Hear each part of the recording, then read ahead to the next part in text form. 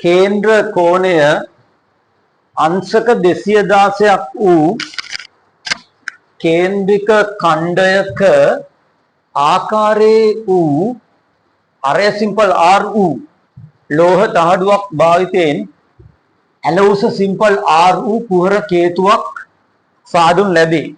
අරය simple A බැගින් වූ ගෝලාකාර ice කැට සිම්පල් N ගණනක් මෙම කේතුවට දැමූ විට අයිස් දිය වූ ජලයෙන් බඳුන පිරී ගියේ නම් ටියුට් එකේ තියෙන ගාන තමයි මම මේ ලිව්වේ. පිරී ගියේ නම් 125යි Na ඝනය සමානයි 9යි R ඝනයේ බව පෙන්වන්නලු. හොඳ ගානක් මේක. දැන් මේ වගේ ගානක් දුන්නාම අපි හදද්දී රූප සටහනක් අඳින එක තමයි හොඳ. N අකුරක් තියෙනවා, A තියෙනවා, R තියෙනවා. අපි රූප සටහනක් අඳිමු. කේන්ද්‍ර කෝණය 216යි අංශක.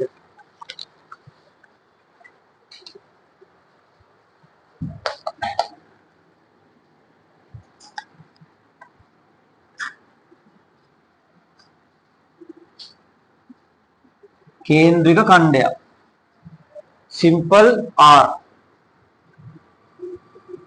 කේන්ද්‍රික ඛණ්ඩයක් හොඳයි. මේ දුර R මේක කේන්ද්‍රික ඛණ්ඩයක්. මේක ආස්තරයක් ආකාරය තියෙන්නේ. ඒ කියන්නේ ආස්තරයක් කියලා කියන්නේ ඝනකම ඉතා සුළුයි.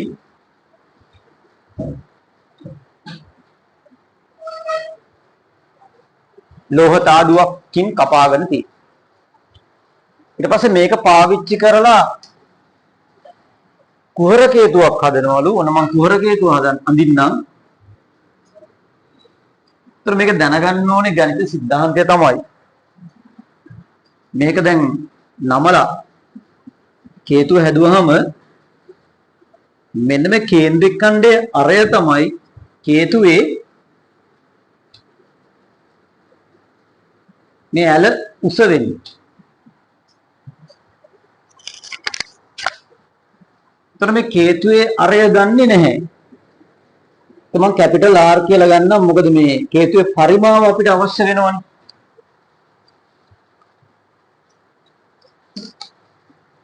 කේතුවේ ලම්බ උස ඍජු උසත් අවශ්‍ය වෙනවා. මම ඒකට සිම්පල් H කියලා දාන්නම්. මොකද ඒකට දීලා නැහැ අකුරක්.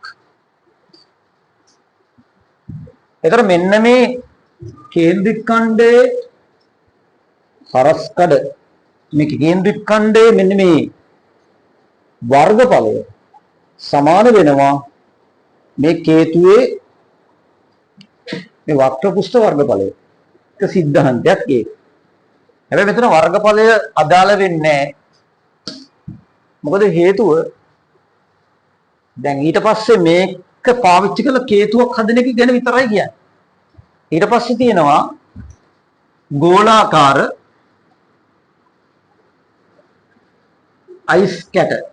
එක අයිස් කැටයක අරය A, ඒ වගේ අයිස් කැට N ගණනක් මේ කේතුවට දැම්මට පස්සේ මේකේ තියෙන ජලය දිය වුණාම මේ කේතුවේ පරිමාවට සමාන වෙනවා. අයිස් දිය වූ ජලයෙන් බඳුන පිරී ගියේ නම් එතකොට මේ අයිස් කැට N ප්‍රමාණයක ජල පරිමාව තමයි මේ කේතුවේ පරිමාවට සමාන වෙන්නේ. ඒ පරිමාව සම්බන්ධ සිද්ධාන්තය තමයි වැදගත් වෙන්නේ. ඉතින් අපි මේ ගාන හදමු එහෙනම්. ඉතා විශිෂ්ට ගානක්.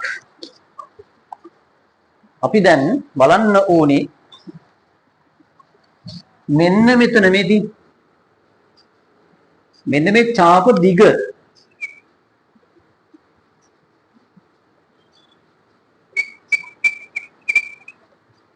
මට මේ වෙලාව වෙන පාට පෑනක් මේ වෙලාවේ හොයාගන්න නෑ. මෙන්න මේ ඡාප දිග සමාන වෙනවා මේ කේතුවේ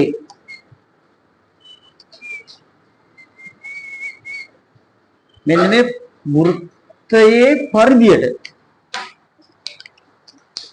ඒ සම්බන්ධය අපිට ලියලා අපිට පුළුවන් මේ කේතුවේ කැපිටල් R වලගය සිම්පල් R වලින් හොයාගන්න. ඊට පස්සේ අපිට පුළුවන් වෛතකර සම්බන්ධය දාලා මේ කේතුවේ ලම්බ උසත් හොයාගන්න. ඊට පස්සේ මේ කේතුවේ පරිමාව සමාන කරනවා මේ ගෝල n සංඛ්‍යාවක පරිමාවට. එහෙම සමාන කරාම අපිට මේ උත්තරේ ගන්න පුළුවන් වෙනවා අනිවාර්යයෙන්ම. සම පොඩක් ගන්න මකන්නම්.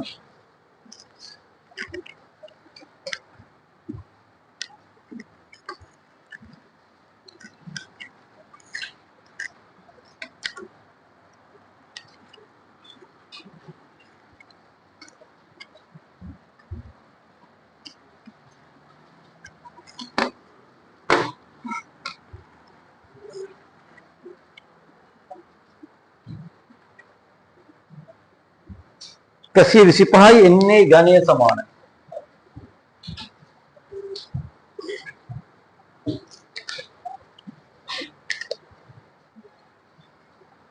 එහෙනම් මෙන්න මේ චාප දිග 25 simple r 25r ගුණ කිරීම 360න් 216 සමානයි 25 capital R.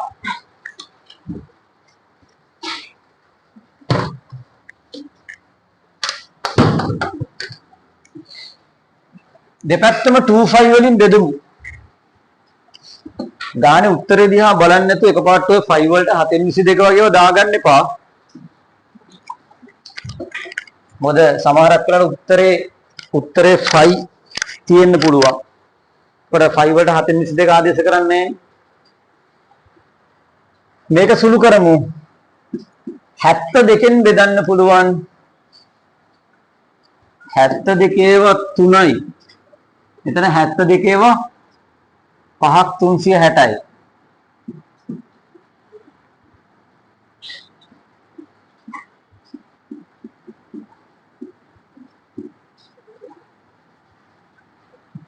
එතකොට අපිට කැපිටල් R කියන්නේ ඔහොම එනවා. 5න් 3යි සිම්පල් R. වාර මේක එකපාරට 72කින් බෙදනවා කියලා හොයාගෙන දෙනවා. 2කින් බෙදන්න උඩයි යටයි. ඊට පස්සේ ආයි 2කින් බෙදන්න. ඒ විදිහට බෙදාගෙන ගිහිල්ලා වා සුළු කරලා උත්තරේ ගන්න ප්‍රශ්නයක් නැහැ. දැන් ඔන්න කැපිටල් R ඔන්න යන්තම් අපි කොහොම හරි සොයාගත්තා.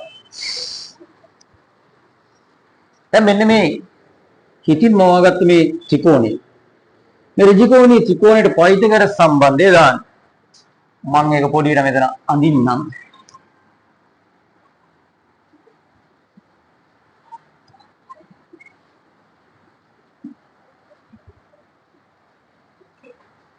අංශක 90 ඉස්සරහා තියෙන්නේ කර්ණය, ඒක තමයි දිගම පාදය. එහෙනම් r වර්ග සමානයි සිම්පල් r වර්ග සමානයි ඍජුකෝණයේ අඩංගු පාද දෙකේ වර්ගවල එකතුව ලියන්න කැපිටල් R වර්ග ධන h වර්ග. කැපිටල් R කියලා එකක් උත්තරේ නෑනේ. ඒ නිසා කැපිටල් R වෙනුවට මේක ආදේශ කරන්න. 5න් 3යි සිම්පල් R ඒකේ වර්ගය ධන h වර්ගය.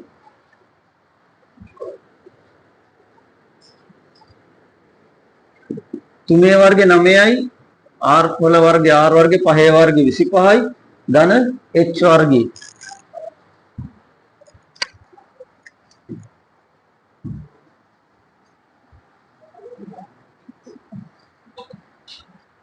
h වර්ගේ උක්ත කරමු.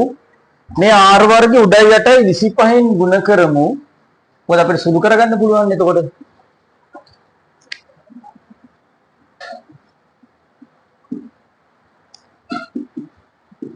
දැන් මේ 9යි r වර්ගයේ බෙදීම 25 මේ පැත්තට ගෙනියමු. එහෙම නැත්නම් දෙපැත්තෙම 9r වර්ග බෙදීම 25ක් අඩු කරමු.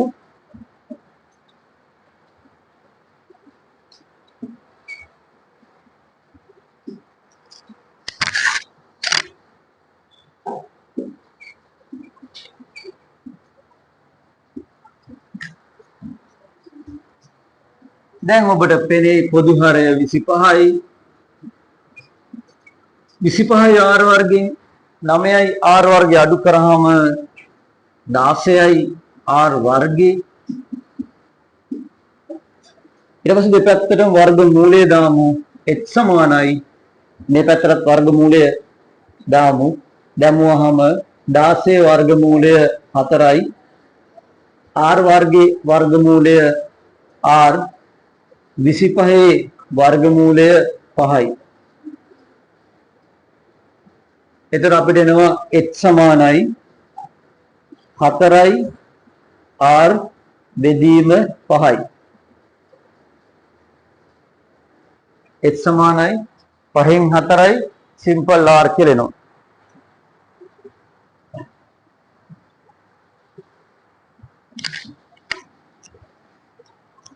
ඊට පස්සේ අපි කරන්නේ මෙන්න මේ කේතුවේ පරිමාව මේ අයිස් කැට n සංඛ්‍යාවක පරිමාවට සමාන කරනවා. මෙන්න බලන්න මේ කේතුවේ පරිමාව 3න් 1යි 5 r වර්ග h නේ. r කියන්නේ අරය 3න් 1යි 5 r වර්ගේ h. හොස සමානයි ගෝලයක පරිමාව 3න් 4යි 5 r ඝනය. r කියන්නේ මෙතන a. a ඝනය ගුණ කිරීම n.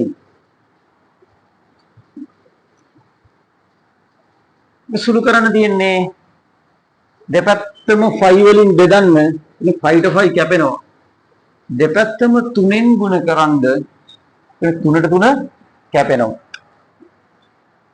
r වර්ගයේ h සමානයි 4යි a ඝනයෙන් උත්තරේ දිහා වරින් වර බලන්න. r කැපිටල් r වෙනුවට මේක දාන්න. 5න් 3යි සිම්පල් r ඒකේ වර්ගයේ h වෙනුවට 5න් 4යි සිම්පල් r දාන්න.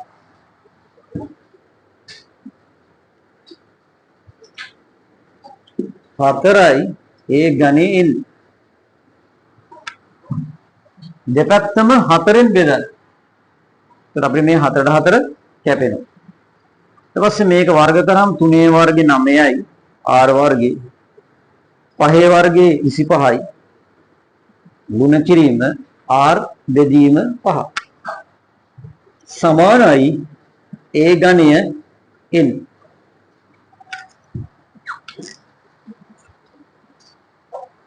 25 5 125යි. 9යි r වර්ගේ r වලින් ගුණ කරාම 9යි r ඝනය සමානයි a ඝනය n. ඊට පස්සේ ඉතින් කරන්න තියෙන්නේ දෙපැත්තම 125න් ගුණ කරන්න. එතන මේ 125 කැපෙලා යනවා. 9යි r ඝනය සමානයි 125යි a ඝනය n. දැන් උත්තරය තියෙන විදිහ අවසාන උත්තරේ සකස් කරලා තියන්නේ. ඒතර බලන ගුරුවරයාට මේක ලස්සනට තේරුම් ගන්න පුළුවන් නේ. 125යි NA ඝනය. මේ දෙපැත්ත මාරු කරමු. මේ පද්ධතියම මාරු වෙද්දි ලකුණ මාරු වෙන්නේ නැහැ. 125 තියෙනවා ඉස්සරහා. A ඝනය n කියන එක NA ඝනය කියලා ලියන්නත් පුළුවන්. සමානයි 9යි r ඝනය. මෙන්න මේවා තමයි මේ සාමාන්‍ය පෙළ විභාගයට ගණන් කියලා කියන්නේ. මේ වගේ ගණනක් හදාගන්න පුළුවන් නම් එයාට ගණන් පුළුවන් කියන එක තමයි මගේ නම්